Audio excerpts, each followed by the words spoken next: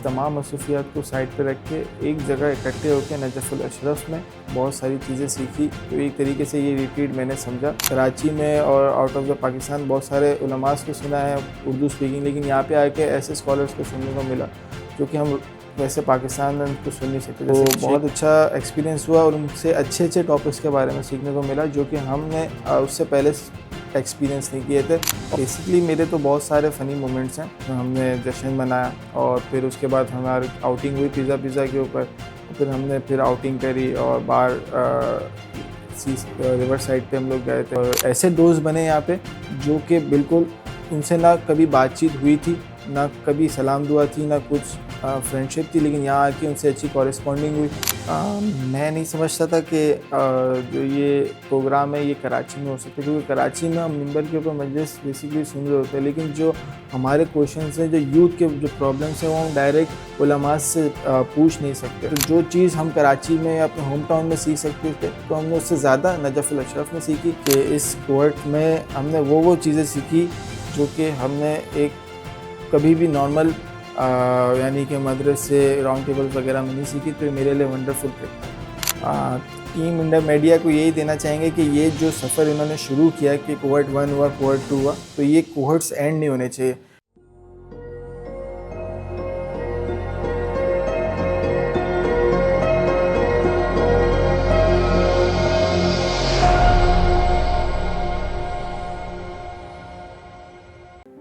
मेरा नाम फ़ज़ल अब्बास है और मैं स्पीच लिटरेट कोहर्ट 2 का पार्टिसिपेंट हूँ। और ये कि रिट्रीट का ये मुझे मतलब समझ है कि एक अपने बिज़ी शेड्यूल में से एक ऐसा वक्त निकालना जिसमें से आप अपने बिज़ी शेड्यूल को छोड़ के तमाम मसरूफियात को साइड पे रख के एक जगह इकट्ठे होकर नजफ़ुल अशरफ में, जो कि खुद एक इल्म की शहर माना जाता है, उसमें आपने मिलकर बहुत सारी चीज़ें सीखी। तो एक तरीके से ये रिट्रीट मैंने समझा। और सेकंड ये कि मेरा एक ये मोमेंट स्पेशल रहा कि मैंने बेसिकली हमने तो कराची में और आउट ऑफ द पाकिस्तान बहुत सारे उलमास को सुना है उर्दू स्पीकिंग, लेकिन यहाँ पे आके ऐसे स्कॉलर्स को सुनने को मिला जो कि हम वैसे पाकिस्तान में उनको सुन नहीं सकते। जैसे शेख अहमद स्वाले हो गए, शेख अहमद अशकुरी हो गए और बहुत सारे अरबिक स्कॉलर्स थे, तो उनसे सुनने को मिला। तो बहुत अच्छा एक्सपीरियंस हुआ और उनसे अच्छे अच्छे टॉपिक्स के बारे में सीखने को मिला जो कि हमने उससे पहले एक्सपीरियंस नहीं किए थे, और जिससे हमारी नॉलेज में भी बहुत इजाफा हुआ और बहुत कुछ सीखने को मिला और हमारे को रूहानी तालीम भी हासिल हुई। बेसिकली मेरे तो बहुत सारे फ़नी मोमेंट्स हैं। यानी कि आउट ऑफ द टॉप मेरे ये है कि हम लोगों ने जब ईद गदीर की सेलिब्रेशन जश्न ज़हरा का वो हुआ, तो उसमें हमने जश्न मनाया और फिर उसके बाद हमारी आउटिंग हुई पिज़्ज़ा के ऊपर। फिर हमने आउटिंग करी और बाहर रिवर साइड पे हम लोग गए थे और अच्छा लगा था। और बाकी ये हुआ कि हमने बहुत सारे फ्रेंड्स के अंदर बैठे और बहुत सारी अच्छी बातें हुई और ऐसे दोस्त बने यहाँ पे जो कि बिल्कुल उनसे ना कभी बातचीत हुई थी, ना कभी सलाम दुआ थी, ना कुछ फ्रेंडशिप थी, लेकिन यहाँ आके उनसे अच्छी कॉरेस्पॉन्डिंग हुई। और ऐसा इस 22 दिनों में ऐसा उनसे रिश्ता और एक ऐसी फ्रेंडशिप हो गई जो कि एक छोटी मुद्दत के लिए नहीं, लंबी मुद्दत के लिए चलेगी इंशाल्लाह। तो एक ये मोमेंट्स मेरे लिए अच्छा था। और ये कि अभी जो कल एक शेर व शायरी का हुआ था कि जश्न सातकैन के ऊपर, तो एक ये मुझे अच्छा लगा था। मैं नहीं समझता था कि जो ये प्रोग्राम है ये कराची में हो सकता है, क्योंकि कराची में हम मिंबर के ऊपर मजलिस बेसिकली सुन रहे होते हैं, लेकिन जो हमारे क्वेश्चंस हैं, जो यूथ के जो प्रॉब्लम्स हैं, वो हम डायरेक्ट उलमा से पूछ नहीं सकते। तो वहाँ पे भी हो सकता है, लेकिन खुद नजफ़ अशरफ एक हौज़ इल्म है, जैसे कि यहाँ पे है कि मुख्तलिफ़ उलमाज़ हैं यहाँ पे ही, जो इन्वायरमेंट होता है वैसे हमने फ़ील नहीं किया, लेकिन एक पूरा है ना हौज़े का एक इन्वायरमेंट होता है। तो यहाँ पे इतना खुद एक नजफ़ इल्म का शहर है, तो बहुत कुछ सीखने को मिलता है। तो जो चीज़ हम कराची में या अपने होम टाउन में सीख सकते थे, तो हमने उससे ज़्यादा नजफ़ुल अशरफ में सीखी। और बहुत कुछ ऐसे टॉपिक्स के बारे में पता लगा जो कि हमने कभी कराची में डिस्कस ही नहीं किए थे, जैसे इखलाकियात हो गया, ह्यूमैनिटी हो गया और बहुत सारे टॉपिक्स के बारे में सीखने को मिला।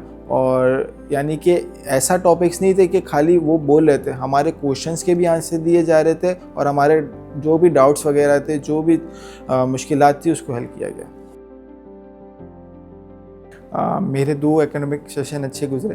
एक ये कि जो कि आगा नादिर के साथ हुआ था खुम्स के ऊपर, वो बहुत अच्छा मेरे साथ गुजरा था, क्योंकि बेसिकली जब मैं पाकिस्तान में जब भी हमारे, क्योंकि मैं खुद एक सैलरी यानी कि जॉब करता हूँ, तो मुझे इतना आइडिया नहीं था कि खुम्स किस चीज़ों पे लग रहा होता है और हमें किसको अदा करना होता है, किन को नहीं अदा करना होता है, क्या अर्निंग के होते हैं, क्या नॉन अर्निंग के खुम्स के रूल्स होते हैं। तो जो आगा नादिर ने डीपली उसको बताया कि क्या खुम्स के क्या रूल्स हैं, किस तरीके से पे होता है, कब लगता है, कब नहीं लगता, तो बहुत अच्छा लगा कि उसके बाद अब जब मैं अपने प्रैक्टिकल लाइफ में और आगे जाऊंगा तो खुम्स अदा करने के बारे में मुझे पता लगेगा।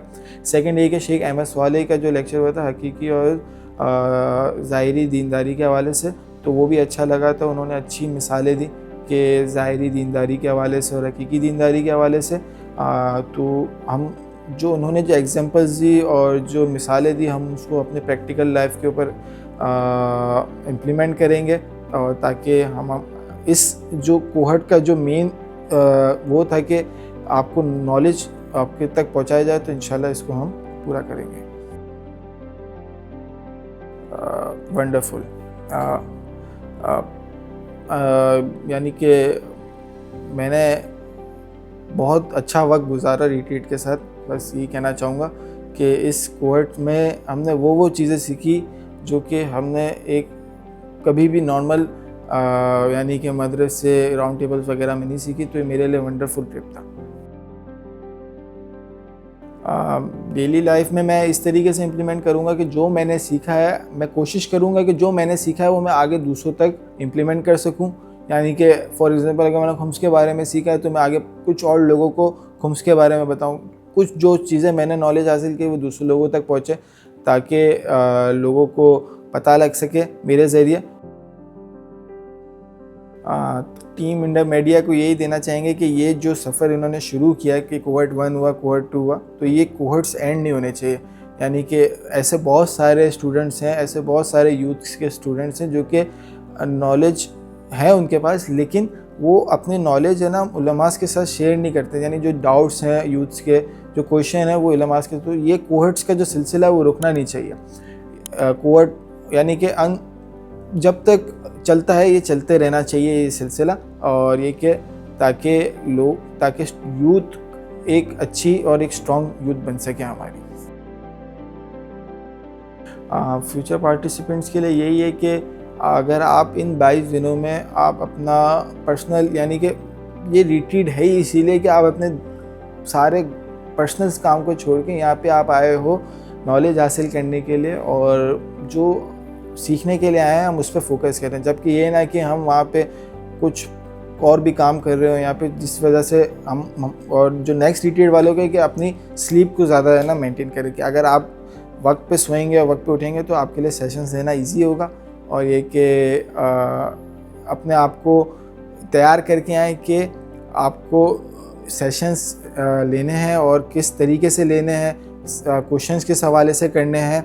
और यानी कि क्योंकि वहाँ पे खाली पाकिस्तानी स्कॉलर्स नहीं है, यानी कि यहाँ पे अरेबिक स्कॉलर्स भी हैं, तो सेशंस उनके टॉपिक्स थोड़े अच्छे होते हैं, तो उस हवाले से प्रिपेयर होना चाहिए कि आपको ये नहीं कि वन हैंड वो खाली बोल रहे हैं, हमें उनके सामने से क्वेश्चंस भी करने चाहिए ताकि ऐसा लगे कि आपने उनसे कुछ अच्छा सीखा।